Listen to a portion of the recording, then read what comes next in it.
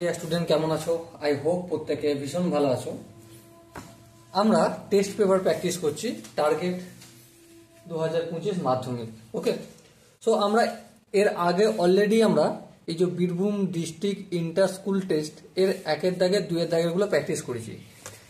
এখন আমরা এই ভিডিওতে মেনলি তিনের দাগেরগুলো সত্য বা মিথ্যা লেখো, যে কোনো পাঁচটি আছে, 6টা দেওয়া রয়েছে, এর মধ্যে 5টা করতে হবে। আমরা এখানে সবগুলোই করব। ওকে, সো দেখো প্রথমের অঙ্কটা আমরা পড়ে নিই আর পরে অঙ্কটা করার চেষ্টা করি।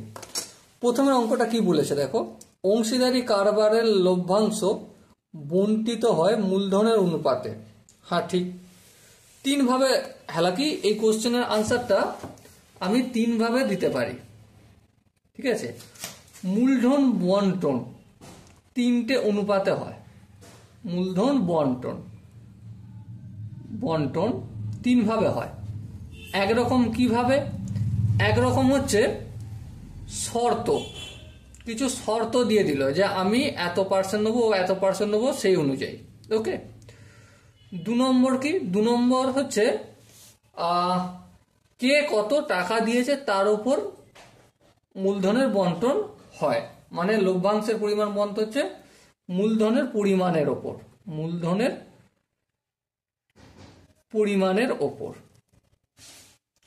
ঠিক আছে, পরিমাণের ওপর।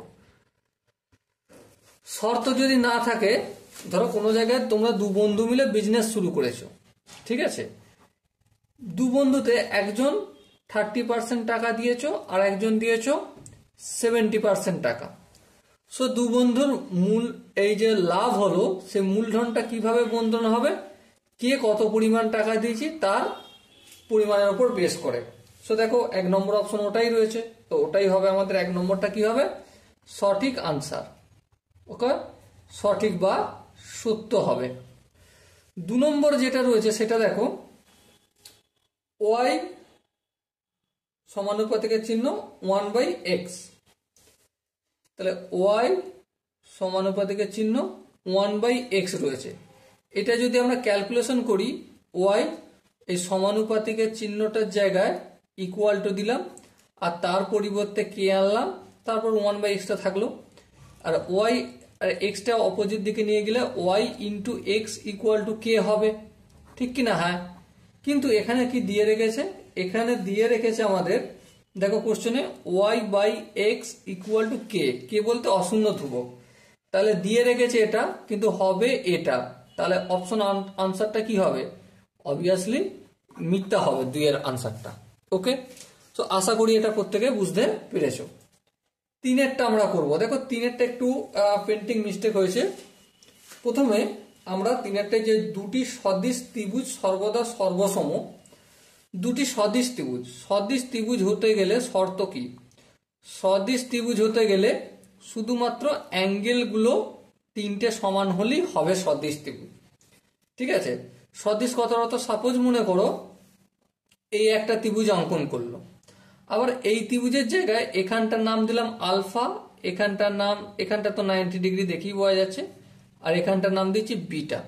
আবার সেম একটা ত্রিভুজ অঙ্কন করব একটু বড় আকারের, এটা হচ্ছে 90 ডিগ্রি, এখানটা এই কোণটার পরিমাণ যতটা, এখানটা ততটাই আলফা আর এখানটাও বিটা। দেখো এই ত্রিভুজটা আর এই ত্রিভুজটা দেখতে একই রকম, কিন্তু সর্বসম না, সর্বসম নয়। সেই জন্য সদিশ হতে গেলে শুধুমাত্র 3টে অ্যাঙ্গেল ম্যাচ হতে হবে। কিন্তু সর্বসম হতে গেলে কয়েকটা শর্ত রয়েছে। সেটা কি?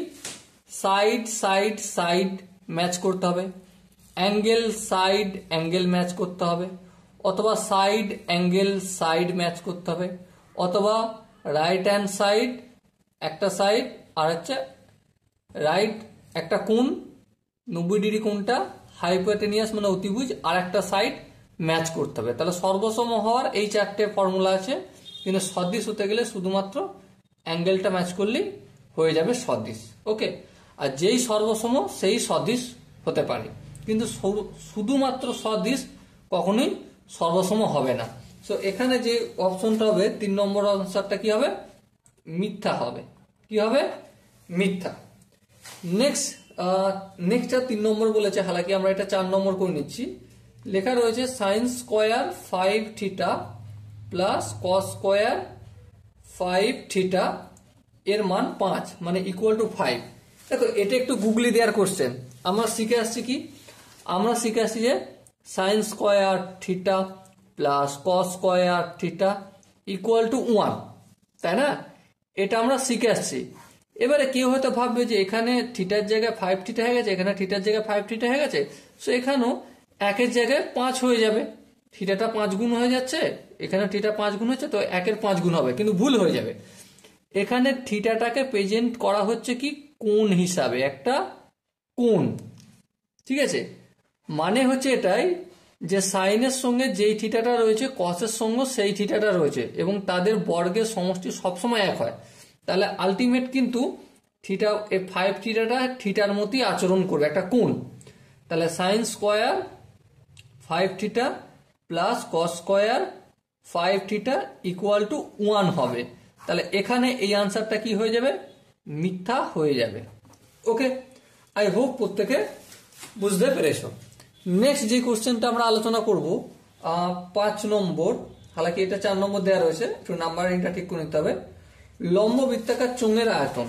দেখো লম্ব বৃত্তাকার চোঙ, প্রথমে আমরা একটা চোঙ অঙ্কন করি এখানে, ঠিক আছে?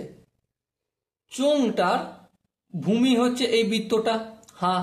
এটা আয়তন যখন নির্ণয় করব, ভূমির ক্ষেত্রফল ইন্টু হাইট, এই হাইটটা কতটা সেইটা, আর এই ভূমির ক্ষেত্রফলটা, তাই না?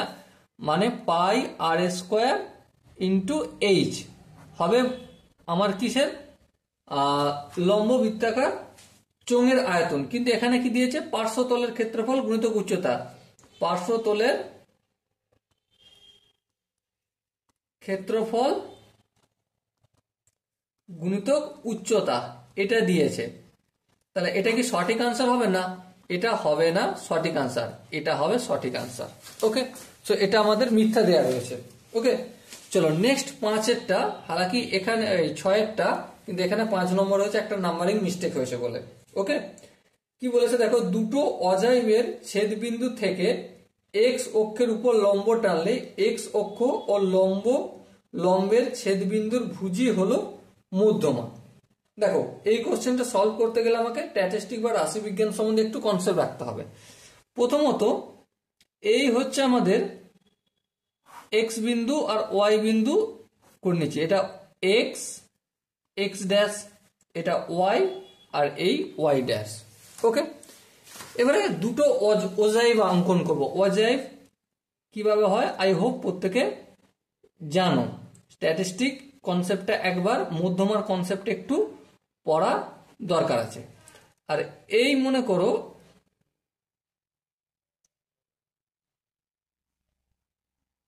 ওকে, এবারে কি বলেছে দেখো, এই যে ছেদ বিন্দু, কোশ্চেনে কি বলেছে, দুটো অজাইবের ছেদ বিন্দু, এই ছেদ বিন্দু এক্স অক্ষের ওপর, এটা এক্স, এই এক্স অক্ষের ওপর লম্ব অঙ্কন করলাম, বেশ লম্ব অঙ্কন করলাম, মানে এটা হচ্ছে 90 ডিগ্রি। ঠিক আছে, আর কি বলেছে যে এক্স অক্ষ ও লম্বর ছেদ বিন্দুর ভুজি হলো, মানে এক্স অক্ষ মানে এখান থেকে এখান পর্যন্ত যে দূরত্বটা সেটাই কি মধ্যমা। হ্যাঁ ঠিক, এখান থেকে এখান পর্যন্ত দূরত্বটাই মধ্যমা হয় আমাদের। তো এই কনসেপ্টটা ক্লিয়ার করার জন্য অবশ্যই আমাদের কোন কনসেপ্টগুলো জানা দরকার, মধ্যমা সম্পর্কে স্ট্যাটিস্টিক বিষয়টা একটু পড়া দরকার আছে। ওকে, দেখো এখানে বেশি বড় তো ভিডিও বানানো সম্ভব নয়, ঠিক আছে, সেই জন্য আমি হালকা করে বলে চলে গেলাম। এবার তোমাদেরকে এই বিষয়টা স্ট্যাটিস্টিক পুরো কনসেপ্টটা যদি ক্লিয়ার হয়, তোমাদের কাছে এটা মনে হবে যে হ্যাঁ এটা তো একটা খুব সহজই question. Okay, so dear student, I hope 3-এর দাগের প্রতিটা কোশ্চেন আনসার ক্লিয়ার হয়েছে। যদি কোনো জায়গায় বুঝতে অসুবিধা থাকে, ডাউট থাকে, তো কনসেপ্ট থাকে, তো ডেফিনেটলি তোমরা কমেন্টে জানিও।